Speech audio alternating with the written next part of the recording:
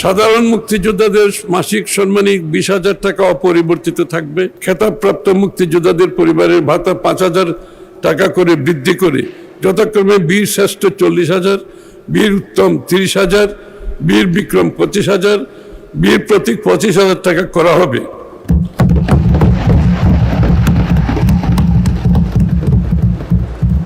জুলাই গণ অভ্যুত্থানের শহীদ পরিবারদের মাসিক 20,000 টাকা এবং ABC ক্যাটাগরিতে আহতদের যথাক্রমে 20, 15 ও 10,000 টাকা মাসিক ভাতা অব্যাহত থাকে।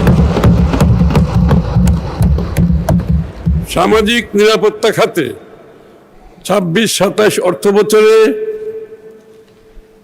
26-27 অর্থ বছরে 1,46,338 কোটি টাকা বরাদ্দের প্রস্তাব করছে। মানে স্পিকার, সামাজিক নিরাপত্তা খাতে এত বড় বরাদ্দ বাংলাদেশে হয়েছে কিনা আমার জানা নেই। না, হয় নাই।